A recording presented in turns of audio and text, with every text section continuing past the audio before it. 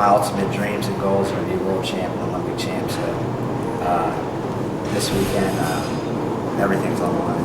You talked about wrestling and just, obviously when it comes to mind, it's the Olympics and how, it's still being re-voted. So it's gotten past the first vote, might get past the second vote, but what just your general opinion on that, and what are your thoughts about that, and how it, for some of these guys, it's their childhood dreams that could be possibly taken away?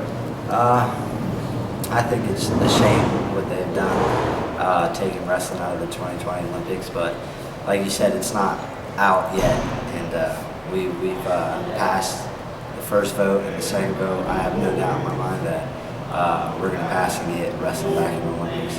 It's the original sport of the Olympic Games, and just something that small could kill a lot of kids' childhood dreams, and changes the path. And I know growing up myself, if that had ever happened, my dreams as a kid were to be an Olympic champ, to be a world champion. So it's shooting down a lot of kids, but hope's not lost, and we are going to get wrestling back in the Olympics. Two major opportunities for you to kind of prepare yourself, gauge, even grade yourself on where you are for this. The first was in Los Angeles, when you went out to LA.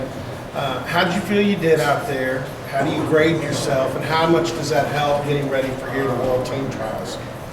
It was definitely a great experience getting to wrestle two of the top guys in the world, Garcia from Canada and Kurbanaliyev from Russia, who actually just won Russian Nationals this past week. So, I still have a lot of work to do, and there's still things I need to work on to reach my ultimate goal, which is going to be to win a world title. So I don't base anything off of that. I just keep improving and look back at those matches and things I can improve. That's going to help me come out on top here and ultimately come out on top in the World Championships. So it's definitely a good thing that I got to wrestle the new rules, and probably one of the first people to ever wrestle under the new rules. I woke up that day and they were like, the rules changed. I was like, what? The rules changed? And all I had to hear was take down for 2 points.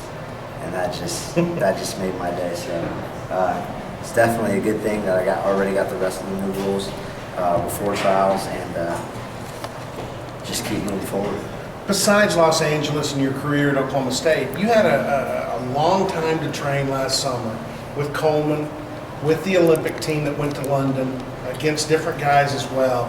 How much did that help you and maybe enlighten you to what freestyle, and I know you'd wrestled freestyle before, but that was a good long training stretch against really, really good competition. Oh, that has made me take leaps and strides. Even coming into my senior season, I was training all summer with the top guys in the world, and getting to wrestle the top guys in our country daily, not just every once in a while. I was training daily with the top guys, so it definitely was an improvement and really boosted my confidence, and really helped me out with technique and position and things like that. So coming into the season and coming into this freestyle season, I'm way more improved than I was last year. I was really raw getting into it, but just getting to go through that experience and train with all the best guys in the world and the country, I think really helped me take a step further and help me with my freestyle competition.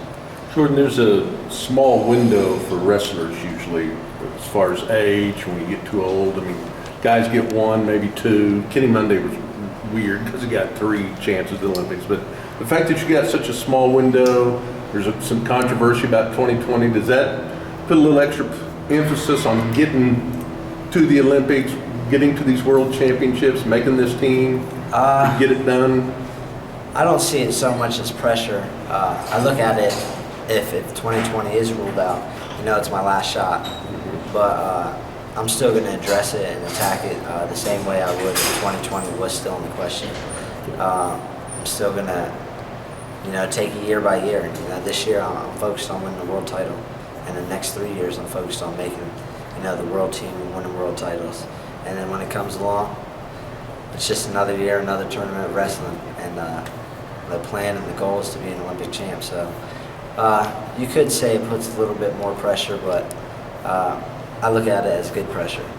It doesn't change the way you work out or the way you will approach things. You'll continue just as you've always been. Yeah, I just continue to train and every day going in the room and trying to get better just a little bit and taking steps forward and trying to reach my goals. Now you're only a few months removed from your last college bout here. How special though is it to get to wrestle again here in your home arena and get that home mat advantage again?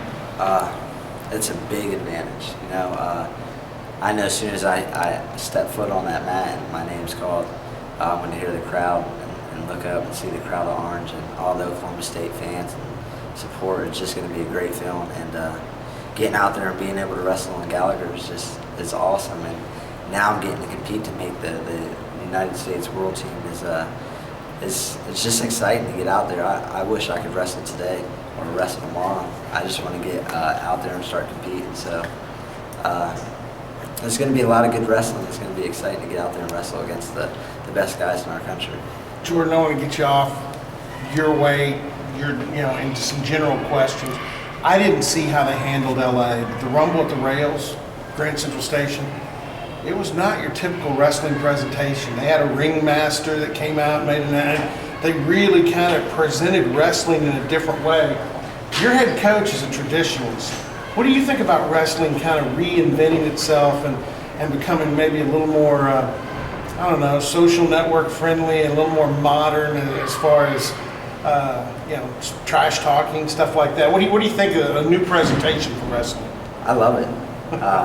It's a new era, just like everything has evolved, but like I said, I love it. It's getting a lot of people involved, and a lot of people are noticing wrestling now just because of it.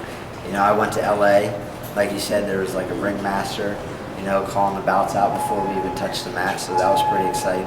And even the day before we did weigh-ins, just like UFC would do, step on the scale, give them the flex, you get face-to-face with your opponent. So it was a great experience, and I think they should do that all the time.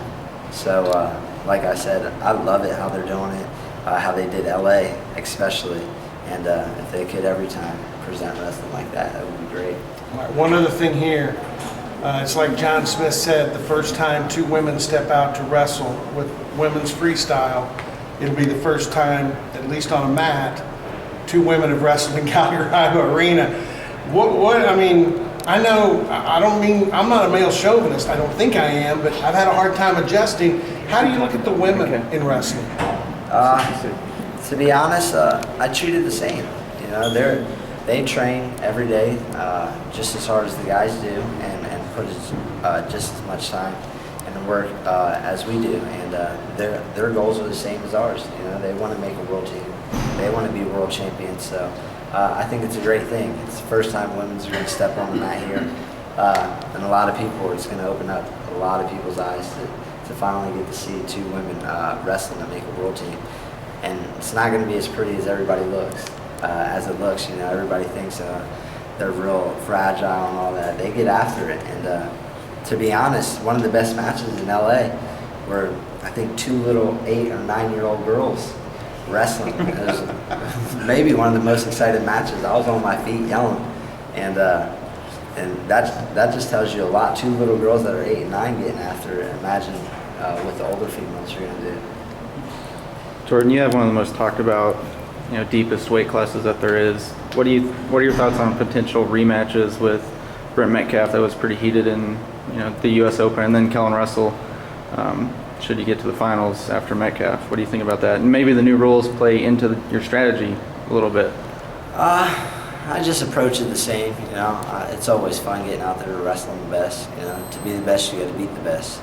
And I've always lived by that motto, and I love getting out there and competing against the best guys in our country and the best guys in the world. It's exciting. This is what you train for. And on top of it, getting to wrestle a fellow Hawkeye, me being from Oklahoma State, it just adds to it. So it's definitely exciting, and I look forward to it. And hopefully I come out on top like I did last time. But like I said, I'm just going to embrace it, and I'm really excited about it. And the new rules being what they are, 2-point takedowns, it kind of fits into my style. Push out doesn't triumph.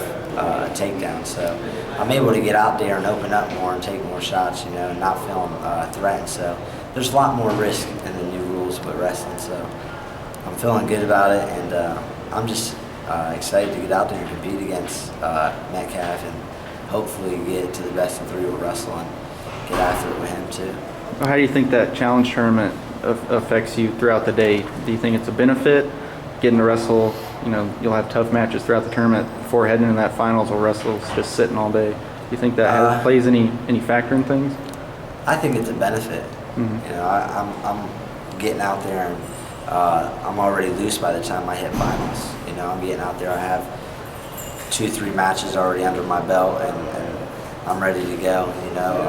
The jitters are out, and I'm already ready to roll. I've got a couple matches. He gets to sit all day, and I don't know what his plans are or whatnot, but like I said, I'm just going to take it as a benefit and use it as a positive for me to keep on rolling throughout the day.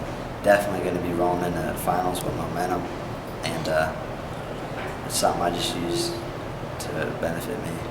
It may be tough for you to gauge because you're new, although you were with those guys a lot last summer. Are some guys better in that challenge? I mean, for instance, Jordan Burroughs. Seems like he can sit all day, and when it's time and somebody says it's time for the bell, Jordan Burroughs comes out and opens up. Yeah, any great wrestler, all the best wrestlers in the world, when it comes time, and that whistle was that first whistle, it's game time, it's showtime. You let everything fly, you don't hold anything back. I'm talking about Burroughs, he's just a freight train. You get on the mat with him, you better be ready to wrestle 6 minutes hard if it even goes that, if he doesn't tech you already. But, just getting out there and being prepared, embracing what's about to happen, and knowing what you're going into. Like I said, this is the World Team Trials. This is for everything. And this is the last tournament for anybody to make the team. So you're going to see a lot of good action and a lot of great wrestlers just getting out there scrapping, putting everything on the line. And I doubt you're going to see anybody lay down for anyone. That's all I have time for.